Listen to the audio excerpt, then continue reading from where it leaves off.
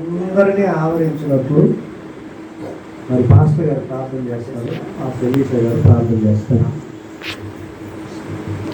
ప్రేమగల తండ్రి, నమ్మకమైన యేసు ప్రభువా, శ్రీమంతుడా, గొప్ప దేవ, స్తోత్రాలు. ఈ రాత్రి వేళలో కృపా సింహాసనమైన మీ పాదాలు సమర్పించి నాయన మీ నామంలో ప్రార్థన చేయడానికి మీరు ఇచ్చిన ధన్యతను బట్టి స్తోత్రాలు. ప్రతిదానికి సమయం కలదని మీ దాసుల ద్వారా మీరు రాయించిన లేఖనాన్ని బట్టి స్తోత్రాలు. ఇదిగో మా ప్రియ సహోదరుడు నారాయణ సీతారాం గారు తన సతీమణిని ఈ ప్రాంతాల్లో ఏర్పాటు చేసుకొని ప్రభువా నీ విడిగా ఉండడానికి మీరు ఏర్పాటు చేసుకొని అనుదినము అనుక్షణము నీతో సహవాసము కలిగి ముందు కొనసాగడానికి మీరు ఇచ్చిన ధన్యతను బట్టి స్తోత్రాలు. వారి జీవితాల్లో నానాటికి ఊహించే వాటికంటే అత్యధికంగా మీ కార్యాలు చేస్తూ నడిపిస్తున్న విధానం కొరకే స్తోత్రాలు. నాయన ఇంకా బలపరచండి. ఈ ప్రాంత ప్రజల మధ్య అక్కడ మండుచు ప్రకాశించే దీపమై ఉన్నాడని మాటలు బట్టి స్తోత్రాలు. అటు రీతిగా తీర్చిదిద్దండి, కృప చూపించండి.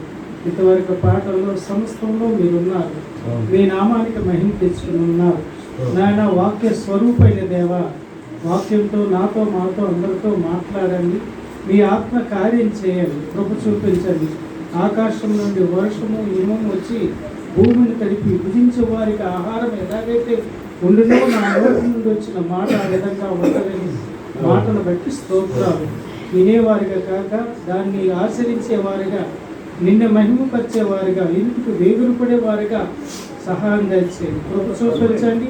సమస్తము మీ నామ మహిమార్థం జరగడానికి మీరే ఘనత మహిమ ప్రభావం ఉంటారని నా ప్రభు నా రక్షకుడైన యేసు వారి సర్వశక్తి గల నామంలో ప్రార్థన చేసి స్తుతించి అడిగి వేడుకొంచున్నాం తండ్రి. ఆమేన్. హల్లెలూయా. అందరికీ వందనాలండి. అందరూ బాగున్నారా? ఈ జనము బాగా కారిపోతుంది, అందుని బట్టి దేవునికి స్తోత్రం. హల్లెలూయా. హల్లెలూయా అంటే ముక్కు క్లీన్ చేయబడుతుందని అర్థం. స్తోత్రం. హల్లెలూయా. సరే, ఇంకొకటి చాలా పాటలు పాడారు. నిజంగా ఏ ఇంట్లో పాడలేనన్ని పాటలు పాడినట్టున్నారు. ఆలస్యంగా వచ్చిన వాళ్ళు మిస్ అయిపోయారు. అందుకే పాటలు పాడేవాళ్ళు ప్రారంభానికి వస్తేనే పాడగలరు. అదే ఎవరు పాడాలనుకుంటే ప్రారంభ ప్రార్థనకు వస్తే పాటలు పాడవచ్చు. ఓకే, మంచిది. ఇంకెవరు రాదు కదా? మీకు ఎవరికైనా ఎరుకులాగా ఏమైనా అనిపిస్తుందా? అలాగే కొంచెం ముందు జరగదు. ఎవరు నేను ముందు జరుగు, నువ్వు కొంచెం ముందు జరిగి కొంచెం ఫ్రీ అవుతారు.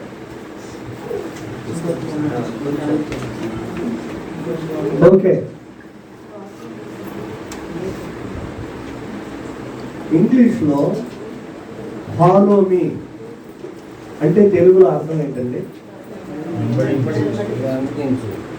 ఈ రాత్రి దాని కొరకే క్లుప్తంగా కొన్ని మాటలు చెప్పాలనుకుంటున్నాను. వెంబడించడం, నన్ను వెంబడించుము, దేవుణ్ణి వెంబడించు. మన పాస్టమ్మ గారు మా ఊర్లో గవర్నమెంట్ జాబ్ చేస్తున్నప్పుడు ఆ సంవత్సరం ఆవిడకి వచ్చిన వాగ్దానం, నన్ను పెళ్లి చేసుకున్న తర్వాతే జాబ్ వచ్చింది, గవర్నమెంట్ స్కూల్లో టీచర్. ఆ సంవత్సరం వాగ్దానం ఏమొచ్చిందంటే నన్ను వెంబడించు అని వచ్చింది. వెంటనే రిజైన్ చేసేస్తాను నేను, మరి డ్యూటీ చేయను అనేసి. ఓకే అని మాస్టర్ గారి దగ్గరికి, హెచ్ఎం గారి దగ్గరికి వెళ్ళి అడిగితే ఈవిడ చెప్పినంత బాగా ఎవరు చెప్పడం లేదు సార్, పిల్లలు వదిలిపెట్టరు, పేరెంట్స్ కూడా వదిలిపెట్టరు అన్నారు. లేదంటే నేను మాట్లాడతానంటే కొద్ది రోజులు టైం ఇచ్చిన తర్వాత ఆ మాస్టర్ గారు ఏం చేశారంటే వాళ్ళ పేరెంట్స్ అందరికి కబురు పెట్టి మీటింగ్ పెట్టారు. రాణి గారు మానేస్తారట, ఏం చెప్తారంటే ఆవిడ మానడానికి వెళ్ళారు. పిల్లలు కూడా ఒప్పుకోవడం లేదు, టీచర్ మీరు కావాలి అన్నారు. కానీ ఈవిడికి దేవుడు ఇచ్చిన వాగ్దానం ఏంటంటే నన్ను వెంబడించింది. ఎట్టి పరిస్థితుల్లో నేను ఇంకా జాబ్ చేయను, నేను దేవుని వెంబడిస్తాను, దేవుని సేవకే. తర్వాత వాళ్ళు మండలంలో ఎంఈఓ గారి దగ్గరికి వెళ్ళి మీరు మాట్లాడుకోండి, మేమైతే ఈయన రిజైన్ లెటర్ తీసుకోమని. ఎంఈఓ దగ్గరికి వెళ్ళి నేను మాట్లాడాను. ఆయన అంటారు, ఈ ఊరిని మంచిగా చెప్తున్నారు, మండలం మొత్తంలో మంచి టీచర్ ఎవరని అంటే రాణి గారు అని చెప్తున్నారు. పిల్లలు కూడా ఆకర్షింపబడుతున్నారండి ఆయన మాటలకు. వాళ్ళ ఇల్లు కూడా వదిలిపెట్టేస్తున్నారు, ఇల్లు కూడా వదిలేస్తున్నారు. మాకు టీచరే కాదు, స్కూలే కాకుండా ఇంటికి కూడా వచ్చేసేవారండి టీచర్ అనుకొని. నాకు చిరాకు అనిపించేది, ఏంటి ఎప్పుడు చూసినా పిల్లలేనా అది. అప్పుడు ఫైనల్గా ఎంఈఓ గారు ఏమన్నారంటే, స్కూల్ టీచర్స్కి ఒక ఆఫర్ ఉంటుందట, 4 సంవత్సరాల సెలవులు పెట్టవచ్చట. పోనీ అలాగే సెలవులు తీసుకోండి, 4 సంవత్సరాల తర్వాత అయినా మనసు మారితే వచ్చి జాయిన్ చేసేది. మరి ఇంక లేదండి, ప్రభు పిలుపు వచ్చిన తర్వాత మరి ఇంకా ఆపలేము సార్, తెలుస్తానని ఇంకా రిజైన్ చేసేసి. ఆ వాగ్దానమే నన్ను వెంబడించు. ఈరోజు కూడా ఏం వాక్యం చెప్పాలని నేను ఆశపడుతున్నప్పుడు ఈ రోజు కోసం ఏర్పాటు చేయబడిన లేఖనం కూడా అదే, నన్ను వెంబడించు అని. ఒక సందర్భంలో చదువుదాం, ఎవరితో దేవుడు ఈ మాటలు మాట్లాడాడు, ఎవరు ఆయన్ని ఆ విధంగా వెంబడించారన్న విషయాలు లూకా సువార్తలో 5వ అధ్యాయంలో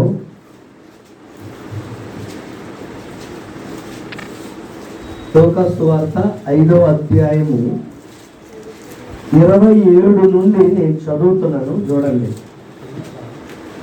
అటు పిమ్మట ఆయన బయలుదేరి లేవి అను ఒక సొంకరి సొంకపు మెట్టునొద్ద కూర్చుండి ఉండుట చూచి నన్ను వెంబడించమని అతనితో చెప్పగా అతడు సమస్తమును విడిచిపెట్టి లేచి ఆయనను వెంబడించాడు.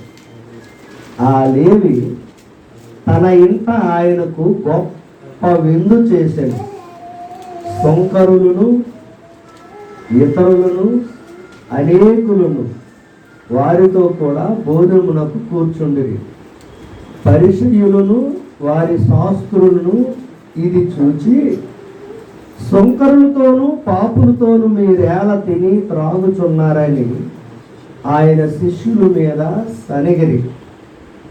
అందుకు యేసు, రోగులకే గాని ఆరోగ్యము గల వారికి వైద్యుడు అక్కరలేదు, మారు మనసు పొందుటకై నేను పాపులను పిలువ వచ్చితిని గాని నీతిమంతులను పిలువ రాలేదని వారితో చెప్పాను.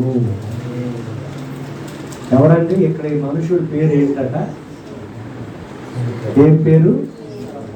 లేవి. మరొక సందర్భం కూడా చదువుదాం. మత్తయి సువార్త 9వ అధ్యాయము 9 నుండి కూడా నేనే చదువుతున్నాను. యేసు అక్కడ నుండి వెళ్ళుచు సొంకపు మెట్టునొద్ద కూర్చుండి ఉన్న మత్తయి అని ఒక మనుషుని చూసి నన్ను వెంబడించమని అతనితో చెప్పగా అతడు లేచి ఆయనను వెంబడించాడు. ఇంటిలో భోజనమునకు యేసు కూర్చుండి ఉండగా ఇదిగో సొంకరులను పాపులను అనేకులు వచ్చి ఆయన యొద్దను ఆయన శిష్యుల యొద్దను కూర్చుండిరి.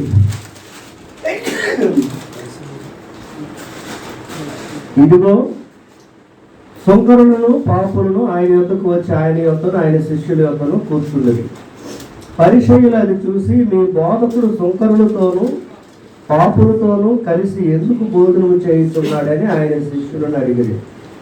ఆయన ఆ మాట విని, రోగులకే గాని ఆరోగ్యము గలవారికి వైద్యుడు అక్కర్లేదు కదా, అయితే నేను పాపులను పిలువ వచ్చితిని గాని నీతిమంతులను పిలువ రాలేదు గనుక కనికరమునే కోరుచున్నాను గాని బలిని కోరను అను వాక్య భావం ఏమిటో మీరు వెళ్ళి నేర్చుకునుడని చెప్పాను. హల్లెలూయా. ఈ రెండు సందర్భాల్లో రెండు పేర్లు రాయబడ్డాయి. ఒకటి లేవి అని అక్కడ ఉంది, ఇక్కడేమో మత్తయి అని ఉంది. ఈ రెండు పేర్లు కలిగిన వ్యక్తి ఒకే వ్యక్తి.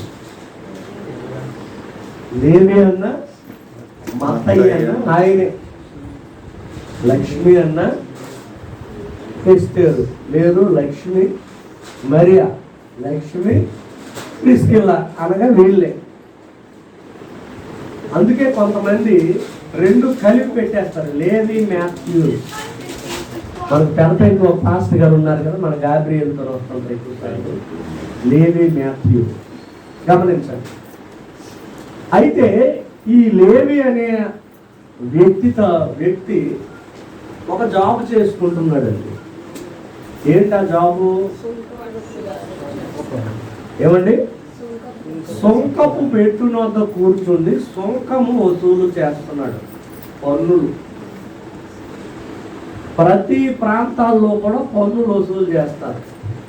శ్మశానానికి వెళ్ళి అక్కడ మనం ఒక శవాన్ని భూస్థాపితం చేయాలంటే అక్కడ కూడా పన్నులు వసూలు చేసిన వాళ్ళు ఉంటారు. వాళ్ళకి డబ్బులు కడితే కానీ అది చేయనివ్వరు. ఉదాహరణకి సత్య హరిశ్చంద్రుడు డబ్బులు కడితే కానీ నేను ఇక్కడ సమాజ్ చేయనివ్వను అంటాడు ఆయన. అక్కడ డబ్బులు కట్టాలి.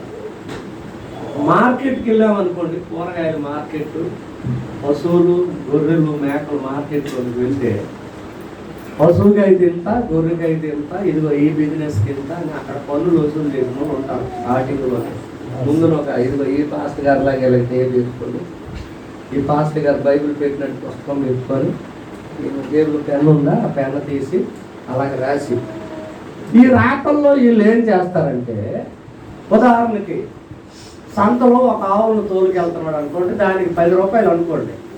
ఇతను ఏం చేస్తాడంటే ఒక 10 ఆవులు తోలుకెళ్తే ఒక 2-3 ఆవులకే రిసిప్ట్ చేస్తాడు. అంటే 2-3 ఆవులు ఎంత? 30 రూపాయలు. మిగతా 70 రూపాయలు జోబులోకి వెళ్ళిపోతాయి. ఏమనుకున్నారు? పన్నులు వసూలు చేసినారు. అన్నిట్లో మన దేశంలో ఎక్కువే. మరి మన జక్కయ్య గారు ఎవరు అనుకున్నారు?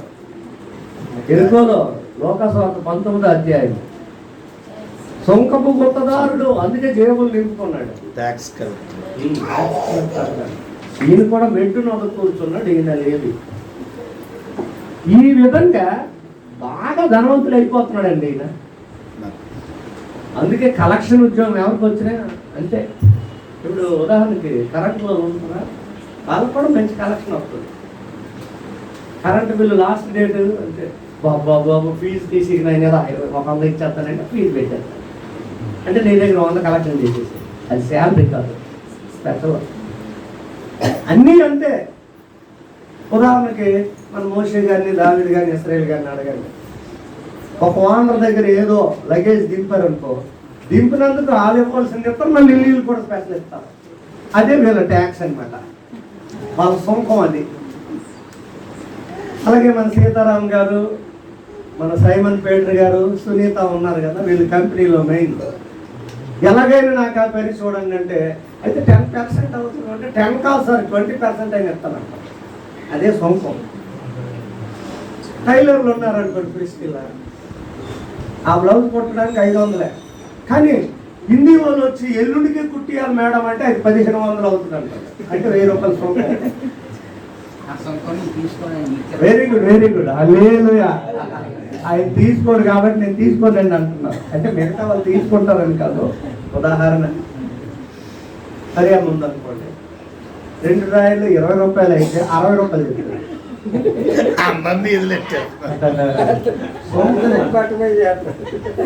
చివరికి మా పాస్టర్ల దగ్గరికి వచ్చేసరికి అనుకుంటా తెలుసా, అయ్యగారు నేనైతే రాలేను కానీ దశమ భాగం పంపించేస్తానంటే, సరే పంపించు, నువ్వు వెళ్ళిపో, నువ్వు ఊరికి వెళ్ళిపో. సొంతం. ఈ విధంగా పరిశుద్ధాత్మను పొందాలని గారడీలు చేసిన సీమోను కూడా సొంతం పట్టుకొని వచ్చాడండి. ఎవరి దగ్గరికి? పేతురు దగ్గరికి వచ్చి, అయ్యా నువ్వు ఎవరు ప్రార్థన చేస్తే వాళ్ళ మీద ఆత్మ వచ్చేస్తుంది, ఆ వరం నాకు ఇచ్చి ఇలా ఈ మూట సంపద, ఈ మూట మొత్తం తీసేసుకో సొంతం. అంటే డబ్బులతో కొనేద్దాం అనుకుంటున్నారు. ఆత్మనే. ఈ రోజుల్లో చాలా మంది డబ్బులతో కొనేద్దాం, ఆ జడ్జిని డబ్బులతో కొనేద్దాం, ఆ లాయర్ని డబ్బులతో కొనేద్దాం, ఆ స్టేషన్ని డబ్బులతో కొనేద్దాం. మొత్తానికి వాతావరణం మారిపోతుంది. ముందు రోజు ఒకలాగా వాదించిన లాయరు రెండో రోజు వచ్చేసరికి మొత్తం మార్పులు చేర్పులు ఆశ్చర్యపోతాం. ఎట్టి బాబు ఇలా మారిపోయారేంటి అంటే ప్రపంచంలో ఉంది. అయితే ఇక్కడ లేవి అనే ఈ వ్యక్తి, మత్తయి అనే ఈ వ్యక్తి సొంకపు మెట్టు వద్ద కూర్చుండి సొంకాలు వసూలు చేసుకొని ఆయన జీవితం కొనసాగుతుంది. యేసు ప్రభు వారి దృష్టిలో పడిపోయాడు ఆయన. హల్లెలూయా. ఆయన దృష్టిలో పడనంత వరకే మనం ఏమి చేయాలన్నా చేస్తాం. భార్యకి తెలియకుండా, భర్తకు తెలియకుండా, పిల్లలకు తెలియకుండా, సంఘస్థులకు తెలియకుండా, పాస్టర్ గారికి తెలియకుండా, మన నాయకులకు తెలియకుండా, అధికారులకు తెలియకుండా ఎంతవరకు చేయగలమంటే ఆయన దృష్టిలో పడనంత వరకే. నువ్వు ఎన్ని మోసాలైనా చేస్తావు, ఎన్ని వేషాలైనా చేస్తావు, ఆయన దృష్టిలో పడనంత వరకు. సీతారాం గారు సాక్ష్యం చెప్తారు కదా, దేవుల్లో లేనప్పుడు నా పొజిషన్ అలా ఉంది, ఇప్పుడు ఆయన కన్ను దృష్టి నా మీద పడింది అంటే సీసీ కెమెరా పడింది, ఇంకా నేను ఏం చేసినా ఆయన చూసి చేస్తున్నాను, నాకు భయం వేసేస్తుంది. హల్లెలూయా. మన సంకీర్తనను అభిషేకం చేయడానికి సేవకులు వచ్చారండి. వాళ్ళు ఎలా చూస్తే మనం స్కాన్ చేసేసినట్లే. ఆ రోజు ఇక్కడికి వచ్చారు కదా విశాఖపట్నం ప్రార్థనకి. ముందు సేవకులు అందరూ స్టేజ్ మీదకి రండి, మీకు పాపం ప్రార్థన చేస్తానండి. నా పక్కన అతను ఇంకొక ఆయన ఉంటే వాళ్ళ విషయం అలాగే నోటితో చెప్పేస్తే ఇలా ప్రార్థన చేస్తే పడిపోతున్నారండి అంతే. ఆయన ఇలా జస్ట్ టచ్ చేస్తుంటే. అబ్రహాం చార్లెస్ గారు అని గొప్ప దైవజనుడు నోట్లో నుండి రిలీజ్ పలికేస్తున్నాడు మాట. అక్కడ సేవకుడు పరిస్థితి ఏంటనేది. అందుకే స్పెషల్గా సేవకులనే పిలిచారు స్టేజ్ మీద, విశ్వాసం రానివల్ల. ఒక మనిషిని చూసేసరికి మొత్తం స్కానింగ్ చేసేస్తున్నాడు కదా. అలాంటిది మనిషిని సృష్టించిన దేవుడు ఇంకెంత బాగా క్లియర్గా చూసేస్తాడు. జాగ్రత్త. ఒక మనిషికే తెలిసిపోతుంది. ఒక ప్రార్థనా పరుడైన మనిషి, ఒకవేళ నువ్వు ప్రార్థనా పరురాలు అనుకోండి, ఒక వ్యక్తి గురించి ప్రార్థన చేస్తే ఆ వ్యక్తి గురించి మొత్తం స్కానింగ్ కనబడిచేస్తున్నాడు దేవుడు. నువ్వు వాక్యానుసారంగా బ్రతికి, వాక్యానుసారంగా జీవించి, ఆత్మను అభిషేకం పొందుకొని నువ్వు ఉంటే, ప్రార్థనా జీవితం కలిగి ఉంటే, పరిశుద్ధంగా బ్రతికితే ఇంకొక వ్యక్తి గురించి మొత్తం చూపించేస్తున్నాడు నీకు. అలాంటిది ఒక మనిషికే ఇంత జ్ఞానం ఇచ్చి, ఇంత శక్తి ఇచ్చిన దేవుడు ఇంకెంత పర్టికులర్గా కనబడిపోతే. ఈ లేవి ఆయన దృష్టిలో కనబడ్డాడు. యేసు ప్రభు వారు అక్కడికే వచ్చారు. హల్లెలూయా. లేవి యేసయ్య దగ్గరికి వెళ్ళలేదు, ఆయనే వచ్చాడు. మనం దేవుడి దగ్గరికి వెళ్ళలేదండి, ఆయనే మన కొరకు దిగొచ్చాడు. అంతకు ముందు సంఘటన ఒకటి జరిగింది, పడవ ప్రయాణం సంఘటన ఒకటి జరిగింది. అక్కడ అద్భుతాలు, ఆశ్చర్యకార్యాలు చూసి జనాలు ఆశ్చర్యపోయారు. దాని తర్వాత ఇది జరుగుతుంది. కనుక ఇప్పుడు 27వ వాక్యం మరలా చదవండి. లూకా సువార్త 5వ అధ్యాయం 27 చదవండి. ఇప్పుడు మీరు చదివే సమయం పిమ్మట ఆయన బయలుదేరి లేవియను ఒక సొంకరి సొంకపు మెట్టు వద్ద కూర్చుని ఉండుట చూశాడు. ఎవరండి ఇతను? ఒక సొంకరి సొంకపు మెట్టు వద్ద కూర్చున్నాడు. సొంకపు మెట్టు వద్ద కూర్చున్నాడు కనుక అతనికి సొంకరి అని పేరు పెట్టాడు. ఆయన జాబ్ అని అతడు సొంకరి. సొంకపు మెట్టు వద్ద కూర్చుండి ఉండుట చూసేశాడు. నువ్వు ఎక్కడ కూర్చున్నావో చూస్తాడు, ఎక్కడ నిల్చున్నావో చూస్తాడు. ఈ రూమ్లో ఉన్నవారు ఎలా కూర్చున్నారో, పక్క రూమ్లో ఉన్నవారు ఏసీ దగ్గర కూర్చుని వాళ్ళు ఎలా చూస్తున్నారు అది కూడా చూస్తున్నారు. హల్లెలూయా. ఆయనకు మొత్తం స్కానింగ్ అయిపోతుంది. గోడ అంటుంది అనుకుంటున్నారు వాళ్ళు, చూస్తున్నాడు ఆయన. నువ్వు కూర్చుండుట, లేచుట, నడుచుట, మాట్లాడుట అన్నీ చూసేస్తున్నాడు. మరి ఇంకా ఆయన కనులకు మరుగైనది ఏది లేదు. చీకటి ఆయన దృష్టికి ఎలాగుంటుందట? వెలుగులాగే ఉంటుందట. రాత్రి ఆయన దృష్టిలో ఎలాగుంటుందట? పగల్లాగే ఉంటుందట. మరి అంత పగల్లాగే ఉంటే, అంత వెలుగులాగా ఉంటే మరి ఇంకెక్కడ దాస్తాం? అందుకే 139 కీర్తనలో భక్తులు ఏమన్నాడు? నిన్ను తప్పించుకుని రెక్కలు కట్టుకొని ఆకాశానికి ఎగిరిపోయినా అక్కడ ఉన్నావు. సముద్రం లోపలికి వెళ్ళిపోయినా అక్కడ మరి నేను ఎక్కడికి వెళ్ళినా అక్కడ ఉన్నావు. మరి ఎక్కడ తప్పించుకోగలయ్యా? నేను తప్పించుకోలేదు. నేనేమే వెళ్ళినా అంటే తరిశీసుకు పారిపోయాడు. అక్కడ ఉన్నాడు. అక్కడ ఉన్నావు. ఎక్కడ ఉన్నాడు. జాగ్రత్త అండి. అంటారు కదా, అందుగలడు ఇందు లేడని సందేహము వలదు. ఎందు వెతికినను ఎవరిలో వెతికినను కనబడిపోతాడు. ఎక్కడ లేదైనా కనిపిపోతాడు. దాన్ని వాళ్ళు వేరొక విధంగా వాడుకుంటున్నారు. సరే, వాడుకోనివ్వండి. దేవుడు వాళ్ళని దీవించును గాక. అంతే. కనుక కూర్చుండి ఉండి చూశాడు ఆయన. స్పెషల్గా ఆ వ్యక్తి కోసమే వచ్చాడండి అక్కడికి. యేసు ప్రభు ఆ సుంకపు మెట్టు దగ్గరికి ఎందుకు వచ్చాడంటే, ఏదో బిజినెస్ చేయడానికి, ఏదో కొనడానికి కాదు, వ్యాపారం చేయడానికి కాదు, కేవలం లేవి కోసమే వచ్చాడు. అక్కడికి వచ్చిన వాళ్ళు పోయిన వాళ్ళు కొన్ని వందలు వేలు మంది ఉండొచ్చు, కానీ ఆయన స్పెషల్గా లేవి కోసం వచ్చాడు. హల్లెలూయా. ప్రతిరోజు ప్రార్థన జరుగుతుంది. ప్రతిరోజు కూడా దేవుడు ఎవరో ఒకరితో పర్టిక్యులర్గా మాట్లాడడానికే వస్తున్నాడు. హల్లెలూయా. అందుకే నేను విజిటింగ్కి వెళ్ళినప్పుడు పాస్టర్ గారు నిన్న చెప్పిన వాక్యం కేవలం నాతోనే దేవుడు మాట్లాడాడు అంటున్నారు కొందరు. అంటే నీ కొరకే వచ్చాడు. ఎవరింట్లో ప్రార్థన పెట్టుకుంటున్నారో వారి కొరకే కాదు, మరి ఈ రాత్రి మరి ఎవరిని సంధించాలనుకుంటున్నాడో ఆయన ఇష్టం. కూర్చుని ఉండగా అతని యొద్దకు వచ్చారు. వచ్చి చదవండి. వచ్చి చెప్పిన మాట ఏంటో తెలుసండి.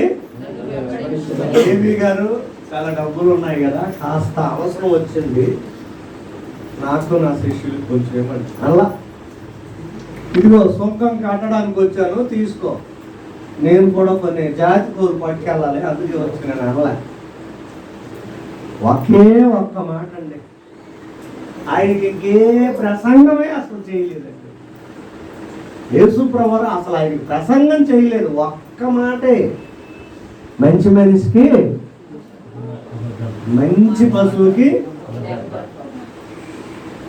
కొందరు 20 సంవత్సరాల నుండి చర్చికి వెళ్తున్నామండి, ఇంకా మారలేదంటే అది మంచి మనుషులు కాదని అర్థమేమో. మరి ఒకే ఒక్క మాట, నన్ను వెంబడించుమని.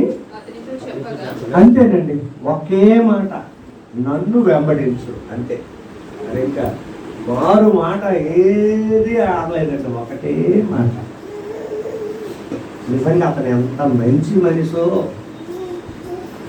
ట్యాక్స్ కలెక్టర్ అయినా, సుంకాలు వసూలు చేసినోడైనా, ఇంట్రెస్ట్లు తినేసినోడైనా, చక్కెర వడ్డీలు, బారు వడ్డీలు, ఈ వడ్డీలు ఆ వడ్డీలు కలిపి మొత్తం లాగేసుకున్నా, యేసయ్య ఒక్క మాట ఆడితే చాలు ఎలాంటి వాడైనా మారిపోతాడు. హల్లెలూయా. ఆయన ఒక్క మాట ఆడితే, ఒక్క మాట చాలు. సౌలా సౌలా నాకు ఎందుకు హింసించుతున్నావు? ఒక్క మాట చాలు. మంచి మనుషులకి ఒకే మాట చాలు, 10 మాటలు అక్కర్లా.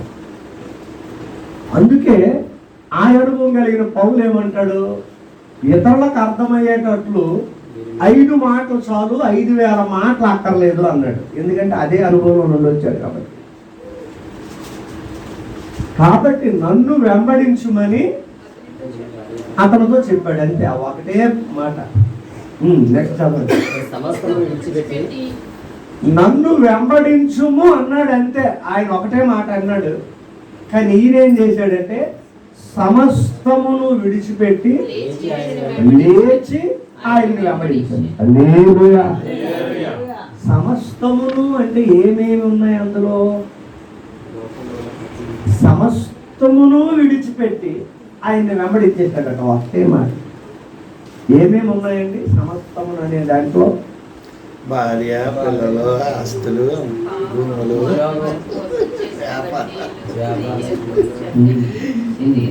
అందరూ చెప్పండి. సమస్తం అంటే ఏంటి? అన్ని అనకండి, నోటితో ఏదో ఒకటి చెప్పండి. సమస్తం అంటే జాబు. ఇంకా ఒక్కొక్కరు ఒక్కొక్కటి చెప్పండి. జాబ్ విడిచి, కలెక్షన్ వదిలేసి, భార్య పిల్లలు వదిలేసి, ఆస్తులు వదిలేసి, పాపాన్ని విడిచి, నేనేం అనలేదు అనే దాన్ని విడిచిపెట్టి, ఇంకా చెప్పండి ఒక్కొక్కరు ఒక మాట. బంధువులు, స్నేహితులు, బంధువులు అంతే. మరి మీరు ఇంకేం చెప్పదు, బంధువులు, స్నేహితులు, మిగతా వాళ్ళు చెప్పండి. లోకాన్ని గురించి, ఆశలు, ఇంకా మీరు ఎవరు మాట్లాడడం లేదు. మీరు ఇప్పుడు ప్రార్థన అయిన సెల్ ఫోన్లో కనబడతారు, ఎవరు మాట్లాడారో వాళ్ళకే వదులు. ఇంకే విడిచి సమస్తమును విడిచిపెట్టేశారు. చెడు మార్గాలు అన్ని విడిచిపెట్టి ఆయనను 2 పనులు చేయాలండి. సమస్తమును విడిచిపెట్టడం ఎంత ముఖ్యమో, విడిచిపెట్టిన తర్వాత ఆయన్ని వెంబడించడం అంత ముఖ్యం. సమస్తమును విడిచిపెట్టిన గోల్డ్ మెన్ ఉన్నారు. యశోదాభిరామ ఇరువురు వేమలు అన్ని విడిచిపెట్టారు. తీవ్ర గొడ్డ మొక్కలు కూడా విడిచిపెట్టేశారు. మంచిదే, తప్పు కాదు. అంటే వాళ్ళు విడిచిపెట్టేశారు. అంటే అసలు ఏంటంటే మంచిదే. ఆస్తులు విడిచిపెట్టేశారు, రాజ్యాలు విడిచిపెట్టేశారు, రాణులు విడిచిపెట్టేశారు, పిల్లల్ని విడిచిపెట్టారు. విడిచిపెట్టడం 50% రైట్. రెండవ భాగం ఏంటంటే ఆయన వెంబడించాలి. హల్లెలూయా. యేసు ప్రభువారు మార్గమును వెళ్ళినప్పుడు జరుగుతున్న సంగతి ఇది. మార్కు సువార్త 10:17 నుండి చూస్తే చదవద్దు, కానీ ఆయన మార్గమును పోవుచుండగా ఒకడు పరిగెత్తుకొని వచ్చి 4 సువార్తల్లో 4 టైటిల్స్ ఇచ్చారు ఆ ఒకడికి. యవనవంతుడట, అధికారట, ధనవంతుడట. ఒక్కొక్క సువార్తలో ధర్మశాస్త్రం తెలిసినోడట. ఇన్ని క్వాలిఫికేషన్ ఉన్న ఈయన పరిగెత్తుకొని యేసుప్రభు దగ్గరికి వచ్చాడట. యేసుప్రభు ఈయన దగ్గరికి రాలేదు, ఈయనే పరిగెత్తుకొని వచ్చి, బోధకుడా, నిత్య జీవమునకు వారసుని అవ్వాలంటే నేను ఏం చేయాలంటే, ఎంత నాలెడ్జ్ పర్సన్ అండి ఈయన. అంటే ఇంచుమించు సైంటిస్ట్ ఉన్నంత జ్ఞానం ఉంది. బోధకుడా ఒక దగ్గర, సద్బోధకుడా ఒక దగ్గర. నన్ను సత్పురుషుడని ఎలా అంటున్నావు అంటున్నాడు యేసుప్రభు. నిత్య జీవానికి వారసుని అవ్వాలయ్యా, నేనేం చేయాలి అంటే దాని అర్థం నేనేం చేయాలో చెప్పు, నువ్వేం చెప్తే అంటే. అప్పుడు ఆయన అన్నాడు, నేనేం చేయాలని ఎందుకు అడుగుతున్నావు? ఆజ్ఞలు తెలుసు కదా. నాకు తెలియకపోవడం శమన్నప్పటి నుండి బాగా తెలుసు అన్న. ఆజ్ఞలన్నీ పాటిస్తున్నావు కదా, మొత్తం పాటిస్తున్నాను, ఒక్కడు కూడా తప్పిపోలేదు. Very good. ఇలా చూశాడు, చెప్పాను కదా ఆయన ఇలా చూస్తే స్కానింగ్ అయిపోద్దని. హాస్పిటల్కి వెళ్తే స్కానింగ్ లోపల ఉన్న దొమ్ములు ఎముకలు కనబడతాయి. ఆయన చూస్తే ఆ ఎముకలు లోపల ఉన్న సరుకులు కూడా కనబడిపోతాయి. అంతరంగం లోపల ఏంటుందో తెలుసుకోవాలి. ఇలా చూసి ఇంకా నీకు ఒకటి కొదువుగా ఉందన్నాడు. అన్నీ బాగున్నాయి. ఇక్కడ కూర్చున్న మీరందరూ జాగ్రత్తగా ఒకటి కొదువుగా ఉందట. ఒక్కొక్కరు ఒకటి కొదువుగా ఉందట పరిశుద్ధాత్ముడు. అందుకే ఈ లేఖనం జ్ఞాపకం చేశాడు నాకు. మరి ఏంటి కొదువుగా ఉందో మీకు తెలియాలి. ఒకటి కొదువుగా ఉంది. నీకు కలిగినవన్నీ అమ్మి బీదలకు ఇచ్చే, నన్ను వెంబడించు అన్నాడంటే. కలిగినవన్నీ ఏం చేయాలంటే అమ్మేసి బీదలకు ఇచ్చాను. నాకివ్వు అనలేదు ఆయన, నా శిష్యులకి ఇవ్వు అనలే, ప్రభుత్వానికి అప్పచెప్పి అనలే, బీదలకి ఇవ్వు. నీకు కలిగినవన్నీ బీదలకి ఇవ్వు.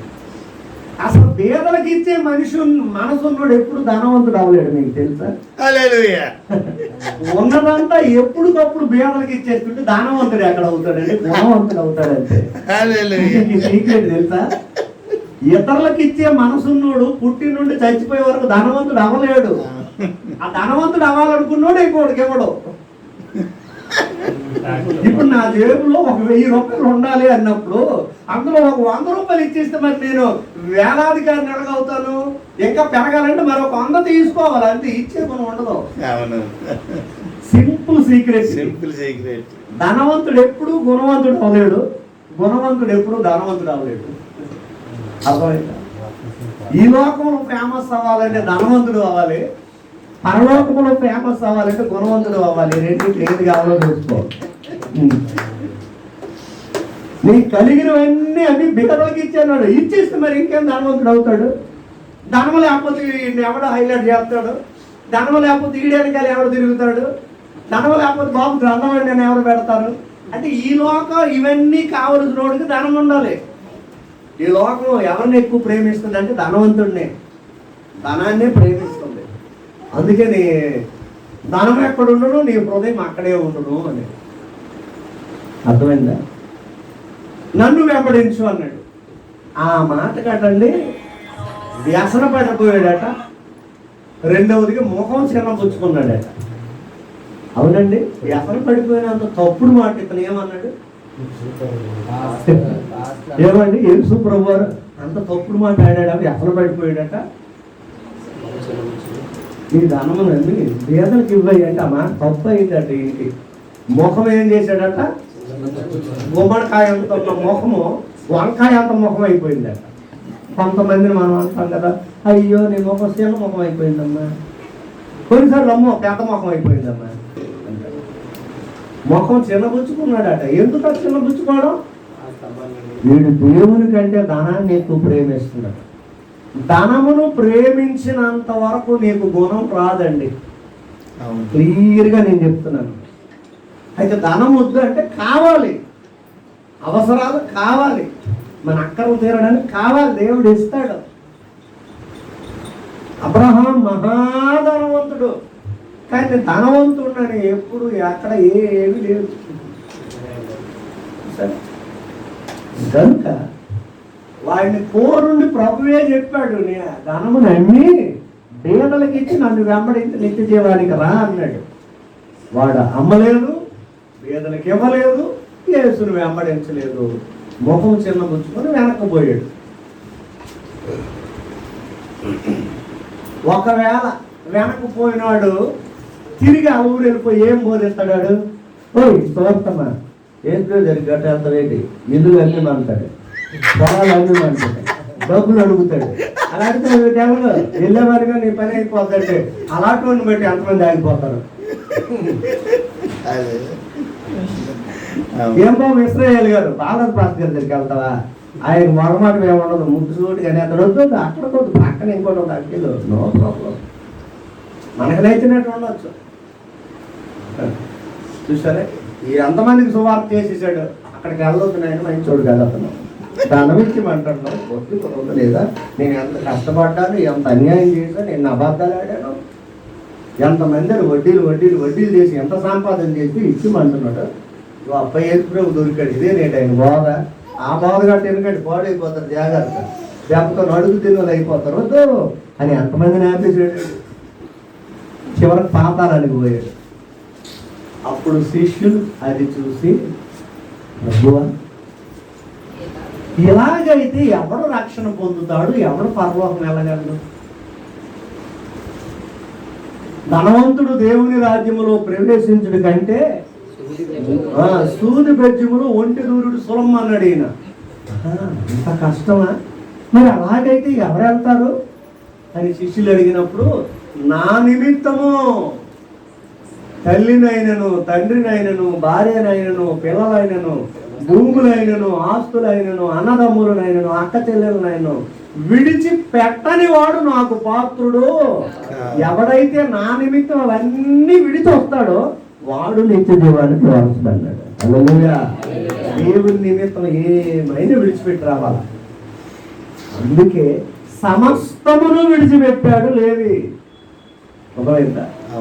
అక్కడ శిష్యులేమో అలాగైతే ఎవడు రక్షణ పొందగలడు, ఎవడు వెళ్తాడు? ధనవంతుడు వెళ్ళలేడా? ధనవంతుడు పరలోక రాజ్యం అంటే ధనవంతుడు అంటే డబ్బులు ఉన్నోడని కాదండి. దేవుని కంటే ధనాన్ని ఎక్కువ ప్రేమించుకోడు, ఇతరులకు సహాయం చేయలేడు వాడు దేవుని రాజ్యం వెళ్ళలేడు. వాడికంటే ఎవరు వెళ్ళిపోతారట? సూది బెజ్యంలో. సూది బెజ్యంలో ఎప్పుడైనా ఉంటే చూసారు మీరు? సూది బెజ్యం ఎంత ఉంటుంది? దారంగా సరిపోతుంది, దాంట్లో ఒంటి దూరిపోతా. ఎంత అబద్ధం మాట్లాడారు కదా. నేను చెప్పాను, యెరూషలేము చుట్టూ ప్రహరీ ఉంటుంది. మెయిన్ ముఖ ద్వారం ఒకటి ఉంటుంది, దానికి ఏనుగులు గుర్రాలు రథాలు వెళ్ళిపోవడానికి. సాయంకాలం అయ్యేసరికి మొత్తం క్లోజ్ అయిపోతాయి. ఎవరైనా వ్యాపారాల నిమిత్తం ప్రయాణాల నిమిత్తం వెళ్తే ఆ ద్వారం క్లోజ్ అవుతుంది కాబట్టి వెనక నుండి మనుషులు వెళ్ళిపోవడానికి వీలుగా ఒక చిన్న ద్వారం పెడతాడు. దాన్నే ఏమంటారంటే ఒంటె బేద్యము అంటారు. ఆ దారి పేరు ఒంటె బేద్యము. మీరు ఎప్పుడైనా స్టేట్ బ్యాంక్ వెళ్ళారా? 4-5 ముందు నుండి స్వెటర్లు తింపేస్తాయి. అవును. 4:30కి రా అని ఫోన్ చేస్తాడు. అక్కడ ఉన్నాడు. ఇదేంటి మొత్తం తీసే క్లోజ్ అయిపోయింది, వెనక రావాలంటే వెనకాల ఉండరా అంటాడు. అవును. అది మనుషులు వెళ్ళడానికి వీలుగా ఉంటుంది. ఈ ఒంటె బెజ్యం అనేది అదొక చిన్న దారి, అంటే మనుషులు వెళ్ళిపోవడానికి మాత్రమే వీలవుతుంది. ఒకవేళ మనుషులు వెళ్ళిపోవడానికి వీలైన ఆ దారిలో అంత పొడుగ్గా ఉన్న ఒంటిని ఒకవేళ నెమ్మదిగా ఆడు కూర్చోబెట్టి ఒంటి నీ తలకాయ కొడు పెట్టి అమ్మా అని పెట్టేసి, నీ కడుపు పెద్దది అయిపోయింది కొంచెం సాగదీసి ఇలా పెట్టమ్మా అని ఒకవేళ కష్టపెడితే, రాత్రి అంతా కష్టపెడితే తెల్లవారికి వెళ్తాదేమో, అది ఒంటె బెజ్యం అని అర్థం. సూది బెజ్యం అంటే దాని అర్థం అది. మన వాళ్ళు సూది బెజ్యం అనేసరికి దారాలు పువ్వులే గుర్తొచ్చేస్తాయి. పువ్వులు దారాలు అబ్బబ్బబ్బు రకరకాల అది. అందుకే ధనవంతుడు దేవుని రాజ్యంలో ప్రవేశించడం కంటే ఒంటె బెజ్యంలో సూర్యుడు సులభం అన్నాడు. అందుకని ఇక్కడ లేవి అనే పేరు కలిగిన మత్తయిని నన్ను వెంబడించు అనేసరికి సమస్తమును విడిచి వెంబడించేశాడు. వెంబడించడంలో పండగ కూడా చేసుకున్నాడటండి. ఆ వాక్యాలు కంటిన్యూ చేయండి. ఆ లేవి అబ్బా ఏం చేశాడట యేసుప్రభు గారికి? అందుకే మన ఇంటికి యేసుప్రభు వస్తే ఏం చేయాలట? విందు. అలాగని మందు వద్దు, విందు. కొంతమంది ఫ్రెండ్స్ వస్తే మందు. అందుకే అందరు భోజనాలు చేసేస్తుంటే లాస్ట్ని ఉంటారు. బ్రదర్ చెయ్యండి అంటే మేము వెనకాల తింటాం. వెనకాలది అంటే వెనకాల ఎందుకు తింటారంటే విందుతో పాటు మందు కూడా ఉంది. అలా నీళ్ళు కదండి, ఆకలి పెట్టకపోతే మన పరుగు పోతుంది. క్రైస్తవులు కూడా ఆ పని. ఎక్కడ నుండి క్రైస్తవులు అనే వాళ్ళు అలాంటి పని చేయకండి. ఫ్రెండ్ కదా, నేను తాగకపోయినా వాడిని తాగెత్తాను. నువ్వు తాగితే అంత పాపం, వాడి చేత తాగించిన అంత పాపం. నేను సినిమా చూడకపోయినా ఆడు చూస్తాడట, ఆడికి ఎక్కడ తీయడానికి వెళ్తాను. ఆడు కళ్ళు తెరిచి సినిమా చూస్తాను, నేను కళ్ళు మూసుకొని అక్కడ ఉంటాను అంటే కుదరదు. నేను యేసుప్రభు నెంబర్ కొత్తలు అలాగే అనుకునేవాడు. సినిమా మానాలంటే మానడం చేతనయ్యేది కదా. స్టార్టింగ్లో అంత ఈజీగా మానడం సులువు కాదు కదా. అంటే మీ అంత సినిమాలు నేను చూడలేదు, రోజుకి 4 గంటలే చూసేవాడిని. ఒక్కసారి మానాలంటే కష్టం. అలా చూడకూడదు అంటే ఓన్లీ మరి ఏం చేస్తాను, ఫ్రెండ్స్ అందరితో వెళ్తాను, 4 సినిమాలు చూస్తే నేను కళ్ళు మూసుకుంటానని. ఏం కళ్ళు మొత్తం హీరో వచ్చేసరికి వాళ్ళు కేకలు వేస్తుంటే మనం కళ్ళు మొత్తమా? ఫైటింగ్ అవుతుంటే కళ్ళు మొత్తమా? డ్యాన్స్లు వేస్తుంటే కళ్ళు మొత్తమా? అందుకని కింద నుండి ఇలా చూసేవాడిని.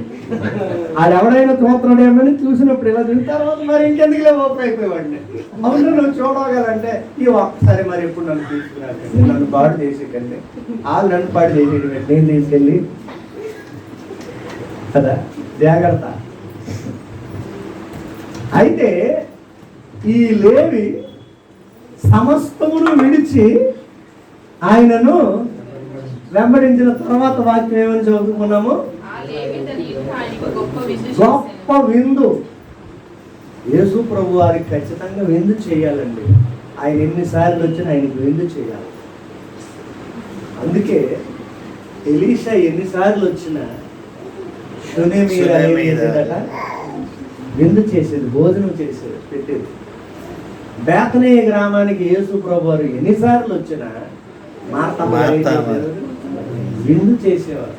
సారెపతు విధవరాలు కూడా ఏలియా తన ఇంటికి వెళ్ళేటప్పుడు ఏం చేసింది? విందు చేసింది. మిట్ట మధ్యాహ్నం ఎండవేళ అబ్రహాము దగ్గరికి తండ్రి కుమార పరిశుద్ధాత్మ 3 మనుషులాగా వెళ్తే అబ్రహాం ఏం చేశాడు? విందు చేశాడు. అందుకే దేవుడు మన దగ్గరికి వచ్చినప్పుడు, సేవకుడు మన దగ్గరికి వచ్చినప్పుడు, దేవుని పేరుట ఒక వ్యక్తి మన దగ్గరికి వచ్చినప్పుడు మనం ఏం చేయాలట? ఖచ్చితంగా విందు చేయాలండి. చాలా మందికి ఇంకా లోతైన అనుభవంలోనికి ఇంకా రాలే. వాక్యంలో సరైన రీతిలో వాళ్ళు లేరు.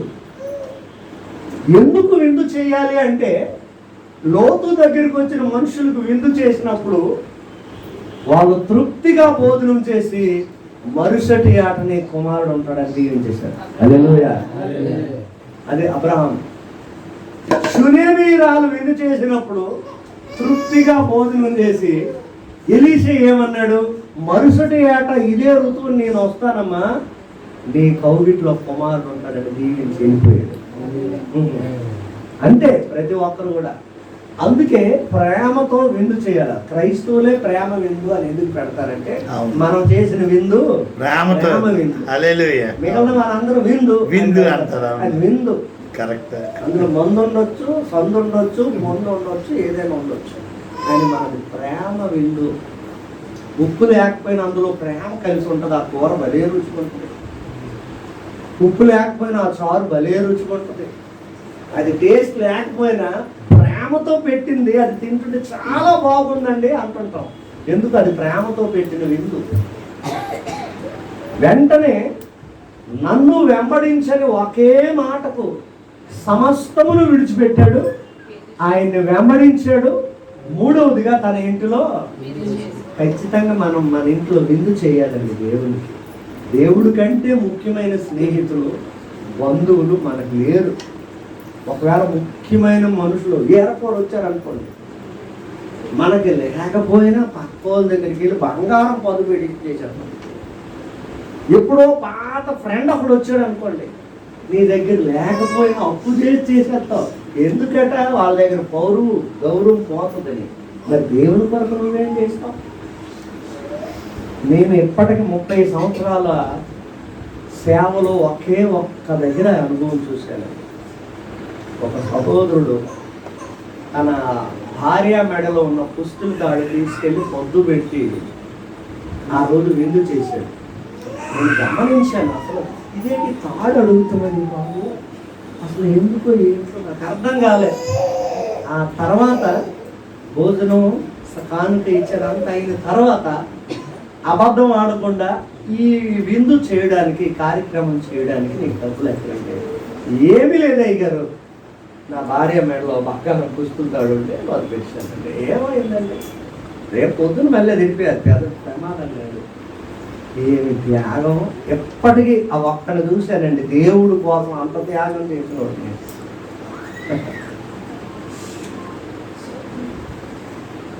ఇలాంటి క్రైస్తవులు కూడా ఉంటారా అనుకున్నాను. కనుక ఈయన విందు ఏర్పాటు చేశాడు, యేసు ప్రభు వారికి విందు. అది ఎంత మధురంగా ఉంటుందో, ఎంత ఆనందం అనిపిస్తుందో యేసు ప్రభుతో కలిపి భోజనం చేస్తే. ఒక సేవకులతోనే కలిసి భోజనం చేస్తే ఎలాంటి ఫీలింగ్ వస్తుందండి? అబ్బా, నేను పాస్టర్ గారితో కలిసి ఏమీ లేదు. మన సీతారాం గారు కొందరు పిల్లలు, మన మేడ పిల్లలు వచ్చారు, సేవకులతో పాటు వాళ్ళకు కూడా టేబుల్ కలిసి భోజనం చేస్తుంటే నువ్వు వచ్చావా? ఎలాంటి ఫీలింగ్ కలిగింది? వెస్లీ, జాన్ వెస్లీకి, తర్వాత మన ఎవరు జాషువాకి, వీళ్ళ ఇంటి దగ్గరికి వెళ్ళి రాజుల భోజనం మేము చేసాము అని చెప్తున్నారు. అంటే ఒక ఏసీ రూమ్లో స్పెషల్గా సేవకులు పెట్టి, మరెందుకు అయ్యారు మీతో కూడా వచ్చారు కదా, వాళ్ళు మీతోనే కలిపి తింటారు. సేవకులందరూ పైన మేడ మీద కింద కూర్చొని తిన్నారు, మేము తిన్నాం. అంటే ఎంత సంతోషం ఆ పాస్టర్ గారితో కలిపి తిన్నాం. ఒక సేవకుడితో కలిపి తింటేనే అంత ఫీలింగ్. సేవకులుగా మేమున్నాం కదా, మాకంటే పెద్ద సేవకులు ఎవరో వచ్చారనుకోండి, ఆత్మీయులు, వారితో కలిపి భోజనం చేసినప్పుడు ఎంత మంచి సంతోషం కలుగుతుంది. అలాంటిది సాక్షాత్తు యేసు ప్రభుతో కలిసి కూర్చొని భోజనం చేస్తే ఎలా ఉంటుందండి? ఎలా ఉంటుంది? ఒకరు ఊహించుకోండి, టేబుల్ యువతలు నువ్వు ఉన్నావు, అవతల యేసు ప్రభు, మీ ఇద్దరు కలిపి తింటున్నారు. అదిగో చికెన్ గ్రేవీ కలుపుతున్నారు, ఊహించుకోండి. ఆ మటన్ ఫ్రై పక్క నుండి తీస్తున్నారు, ఇక్కడ గోంగూర పచ్చడి తింటున్నారు. అబ్బా, ఏప్రిల్ 15 వరకు ఏటు ఉండదు, నోరునే కుదరదు కదా. ఆ సంతోషమే వేరుగా ఉంటుంది. ఇప్పుడైనా నువ్వు యేసుతో కలిసి విందు చేయొచ్చు. ఎలా చేయాలి? ప్రకటన 3:20 ఒకసారి చూడండి, ఏమైనా ఉంటుంది అక్కడ. 3:20 ఇదిగో ఇదిగో నేను తలుపునొద్ద నేను తలుపును వద్ద నిలుచుండి తట్టుచున్నాను. ఎవడైనను నా స్వరము విని తలుపు తీసిన ఎడల నేను అతని యొద్దకు వచ్చి అతనితో నేనును నాతో కూడా అతడును భోజనం చేయను. హల్లెలూయా. ఏ రోజు నీ హృదయాన్ని తెరుస్తావో ఆయన లోపలికి వచ్చేస్తాడు, నీతో కలిసి సహవాసం చేస్తాడు. భోజనము అనేది ఎందుకంటే సహవాసం చేయడానికి. కొంతమంది భోజనం వాళ్ళకి భోజనం పెట్టావా వాళ్ళు అక్కడ చేస్తారులే, మనం ఇక్కడ మాట్లాడుకున్నాం అక్కడ టీవీ పెట్టి. భోజనం అనేది అందుకు కాదు, వాళ్ళతో కలిసి మాట్లాడుకోవడానికి, సహవాసం చేయడానికి. ఆ భోజనం చేసిన ఆ పావు గంట అరగంట కొన్ని విషయాలు వాళ్ళతో పంచుకోవడానికి భోజనం ఏర్పాటు. కనుక విందు చేశాడు. కంటిన్యూ చేసేది చదవండి. సోంకరులు ఇతరులు అనేకులను పాపులు కూడా భోజనం మనకు కూర్చుంది. చాలా మంది భోజనానికి కూర్చున్నారట. పరిచయులు వారి శాస్త్రులను ఇది చూచి అక్కడ ఇంకే టీం ఉన్నారండి. పరిచయులు శాస్త్రులు అంటే మీకు ఇంత ముందు చెప్పాను, ఎవరు? బ్రాహ్మణులు అంటాం మనం. పరిచయులు అనే టీంకి ఎవరు వస్తారంటే వయస్సులు వస్తారు. వీళ్ళు ఇవన్నీ చూశారట. అది చూసి శాస్త్రాన్ని ఇది చూసి సుంకరులతోనూ పాపులతోనూ మీరు ఎలా తిని త్రాగుతున్నారని మీరు ఎలా తిని త్రాగుతున్నారయ్యా అని శిష్యులతో సనుగుతున్నారు. సనుగయ్యా పేతురు, యోహాను, ఆంద్రేయ. ఆయనకంటే ఇలా ఎలాంటారో తెలీదు. ఎవరికి తెలీదు? యేసు ప్రభుకి తెలియదు. మీకు తెలీదా? ఏదేవలే కదా. మీరు సోంకరులతో తినేస్తారా, పాపులతో తినేస్తారా అంటే వీళ్ళేమో మేము శాస్త్రము పరిచయులము, మేము పెద్దవాళ్ళము, పెద్ద జాతి వాళ్ళము అని ఫీలింగ్. మీకు గోదండి తెలియదు, మీకు తెలీదు. వాళ్ళతో కలిసి తినేస్తారా మీరు అని ఏమవుతున్నారంటే సొరుగుతున్నారంట. ఈ రోజుల్లో సొరుగులు ఎక్కువ అవుతున్నాయి. ఎక్కడ చూసినా సొరుగులు గొనుగులే ఎక్కువైపోతున్నారు. శిష్యులతో చెప్పుతున్నారు, వీళ్ళు సొరుగుతున్నారు. ఈ మాట ఆయన చెవులు పడిపోయింది. చదవండి, చూడండి. వీళ్ళు గొనిగింది ఎవరితోని? శిష్యులతోని. సొనిగింది ఎవరితోని? శిష్యులతోని. సీక్రెట్ మాటలు ఎవరితోని? శిష్యులతోని. వీళ్ళతో వాళ్ళు ఆడుతున్న మాటలు ఎవరైనా వేస్తున్నారు? నువ్వెవరితో ఏమేమి మాట్లాడుతున్నావు మొత్తం ఆయన వినేస్తాడు. అక్కడ రికార్డ్ అయిపోదు. జాగ్రత్త. ఆయన విని శాస్త్రులారా పరిచయులారా జాగ్రత్తగా వినండి. ఆయన డాక్టర్ ఎవరికి కావాలి? రోగులకే గాని ఆరోగ్యవంతులకు వైద్యుడు అక్కర్లేదు కదా. అలాగే నేను పాపులనే పిలువ వచ్చాను కానీ నీతిమంతుల్ని అంటే వాళ్ళ దృష్టికి వాళ్ళు ఎలా ఫీల్ అయిపోతున్నారు? నేను నీతిమంతులు అలాగేలాగా నేను తాగనండి. ఆడేమి తాగి పడిపోతాడు. ఆడలాగా నేను తాగను, సీక్రెట్గా తాగుతాను. సరే అర్థమైంది. కొంతమంది ఆడలాగా నేను తాగను, నువ్వు ఎక్కడ తాగుతావో తెలుసు. అలాంటి బూత్ మాటలు నేను గట్ట ఆడను, నువ్వు ఎక్కడ ఆడుతావో తెలుసు దేవుడు. కొంతమంది సంఘం దగ్గర, సమాజం దగ్గర ఎంత పర్టికులర్గా ఎంత కరెక్ట్గా మాట్లాడతాడు బ్రదరు, సిస్టర్ గారు ఎంత బాగా మాట్లాడతారు. ఒక్కసారి వాళ్ళ ఇంటికి వెళ్ళి ఒంటరిగా ఆవిడ ఉన్నప్పుడు వెళ్ళండి, మీ ఫోన్ పట్టుకొని బయటికి ఇటుకి రికార్డు చేసి చూడండి. ఆ మాటలు విని మిమ్మల్ని మీరే మైమర్చిపోతారు. మైమర్చి సిస్టర్నా బ్రదర్ ఈ మాటల అయ్యో బాబోయ్ అని ఆశ్చర్యపోతారు. నేను కొంతమంది జీవితాలు అలాగే ఆశ్చర్యపోయాను. జాగ్రత్త. కానీ సనుగుతుంటే సనుగులు విని నేను రోగుల కొరకే వచ్చాను, ఆరోగ్యవంతుల కొరకు వైద్యుడు అక్కర్లేదు కదా. నేను పాపులనే పిలువ వచ్చింది, నీతిమంతుల కొరకు రాలేదు కదా అంటూ మత్తయి సువార్తలు ఏమన్నాడు తెలుసా? కనికరమనే కోరుచున్నాను, బలిని కోరువాడిన కాను అనే వాక్య భావం ఏమిటో తెలుసుకోండి. మీరు అది చదివేస్తున్నారు కానీ వాటి అర్థం తెలుసుకోండి అన్నాడు. ఎదుటివారి అట్లా ఏం కోరాడట? నేను కనికరమనే కోరుచున్నాను, బలిని కోరను. ఆ సారాంశం ఏంటో తెలుసుకోండి అంటే నోరు మూసేశారు. కాబట్టి ఎక్కడైతే ప్రభు వస్తాడో, ఎక్కడైతే అద్భుతం జరుగుతుందో, ఎక్కడైతే ఆయన్ని వెంబడిస్తారో, ఎక్కడైతే విందు జరుగుతుందో, ఎక్కడైతే ఒక వ్యక్తి సంపూర్ణుడు అవుతున్నాడో, ఆ పక్కనే దుష్టుడు కూడా తన కార్యాలు ఎవరో ఒకరిలో నుండి స్టార్ట్ చేస్తాడు. ఒక భర్త ఫుల్ఫిల్గా ఆత్మతో నింపబడి ఉపవాసం నుండి దేవుని కొరకు పరిశుద్ధంగా బ్రతకాలనుకొని తీర్మానం చేసుకున్నాడు అనుకోండి. భార్యలో దూరిపోయి చాలా చేయాలి, నేను ఉపవాసం నార్మల్ ధర అయిపోయాడు, పనులు చేయాలి, నువ్వు ఉపవాసం ఉండిపోతావు, పైన మేనేజ్ మరి అది చేస్తావు లేదు, నువ్వు కొడి అలా అన్న స్థితిలో చేతదాట. నేనేంటి నేను ఉపవాసం ఉన్నాను, దేవునికి భయపడుతున్నాను, లోపడుతున్నానంటే అదే చేతగాంతనం అయిపోతుంది అక్కడ. ఒకవేళ ఒక భార్య అలా తీర్మానం చేసుకుంది అనుకుంటే భర్తలో దూరిపోతాడు. యోబును శోధించడానికి ఎవరిలో దూరిపోయాడు? భార్య. అక్కింటి ఆవిడ వచ్చి శోధిస్తే యోబు ఒప్పుకోరు కదా. భార్యలోనే నువ్వు ఏ రోజు స్టాండర్డ్గా ఉండాలనుకుంటావో ఆ రోజే పక్కన ఆడిపైన ఆడు కూడా చేస్తాడు. కానీ ఫైనల్గా యేసు రక్తమే జయం కనుక యేసు మాటతో నోరు మూసేస్తాడు. హల్లెలూయా. ఒకవేళ నీకు కూడా అలాంటి పరిస్థితులు ఉంటే భయపడక్కర్లేదు. ఏంటంటే ఖచ్చితంగా ఉండాలనుకుంటా నీ ఇంటికి వెళ్ళేసరికి డిసప్పాయింట్ అయిపోతుంది. వెంటనే దావీదు గారు తగిలించింది, నేను ఎంత ఖచ్చితంగా ఉండాలనుకుంటాను, నేను ఇంటికి వెళ్ళేసరికి చాలండి నేను తట్టుకోలేకపోతున్నా, బాబోయ్ బాబోయ్ బాబోయ్. మధ్యలో మానేద్దాం, మాల తీసేద్దాం, డ్రెస్ మార్చేద్దాం, ఉపవాసం ముగించేద్దాం, తెల్లవారు ప్రార్థన మానేద్దాం, రాత్రి ప్రార్థన మానేద్దాం అనే పరిస్థితికి వచ్చేస్తావు నువ్వు. అలాగే రావాలి. అదే నీ ఎగ్జామ్. ఆ టెస్ట్లోనే నువ్వు పాస్ అవ్వాలి. హల్లెలూయా. ఈ టెస్ట్ అన్నిట్లో పాస్ అయిపోయాడండి మనోడు. ఎవరు? లేవి. అన్నిట్లో పాస్ అయిపోయాడు. శాస్త్రులు ఏమనుకున్నా అనవసరం, పరిసయ్యులు ఏమనుకున్నా అనవసరం, తనతో ఉన్న సొంకర్లు ఏమనుకున్నా అనవసరం, పాపులు ఏమనుకున్నా అనవసరం. నాకు యేసు ప్రభు కావాలని సమస్తం విడిచి ఆయన్ని వెంబడించేసి శిష్యుల లిస్టులో ఆయన పేరు రాయబడిపోయింది. హల్లెలూయా.